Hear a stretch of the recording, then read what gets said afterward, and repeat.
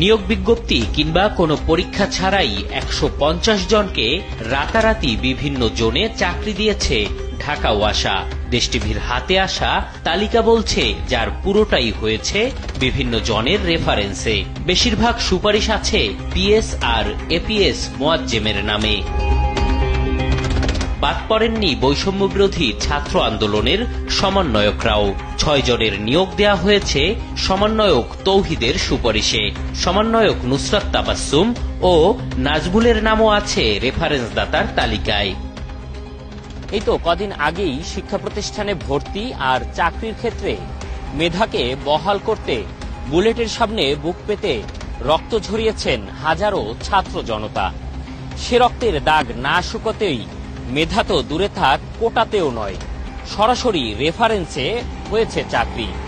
সে reference দাতাদের তালিকায় নাম রয়েছে সমন্বয়কদের। কিভাবে সম্ভব এটি? সে প্রশ্নের উত্তর মিলাবো এবার। চাকরিপ্রাপ্তদের সঙ্গে কথা বলতে ওয়াসা জোন ৬-এ দেশ টিভি টিম। তবে সেখানে ঢুকতে গেলে পড়তে হয় নিরাপত্তা কর্মীদের বাধার মুখে। পরে প্রবেশ অনুমতি মিললেও মেলেনি চাকরিপ্রাপ্তদের সঙ্গে কথা বলার অনুমতি।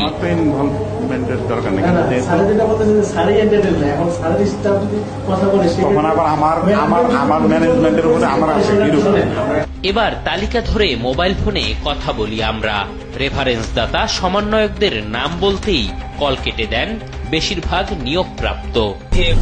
সমন্বয়ক তৌহিদ, উনি কি হয় আপনার? আপনি কি তার রেফারেন্সে ছিলেন? হ্যালো হ্যালো হ্যালো সুপারিশদাতার তালিকায় নাম দেখে অবাক সমন্বয়ক তৌহিদ। তার দাবি, এমন কোনো সুপারিশ করা হয়নি সমন্বয়কদের পক্ষ থেকে। এখন যদি আমাদের নাম এখানে আসে তাহলে এটা ওয়াসা কর্তৃপক্ষ জানবে যে কেন আমাদের নাম আসলো।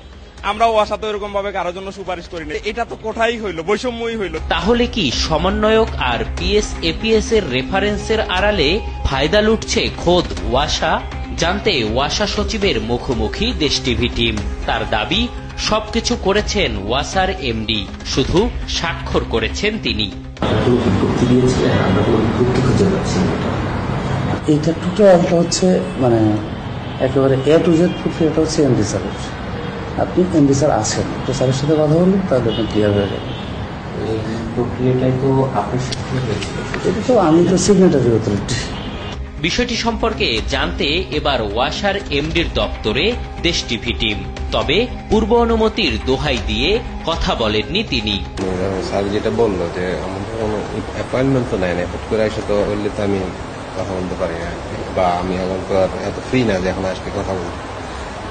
অস্থায়ী বা মাস্টার রোলে কর্মচারী নিয়োগ না করার জন্য অর্থ মন্ত্রণালয় ২০১৮ সালে নির্দেশনা জারি করে। তবে তা অমান্য করে চাকরি দিয়ে যাচ্ছে ওয়াসা সহ অনেক প্রতিষ্ঠান। এম এ আজিম, দেশ টিভি, ঢাকা।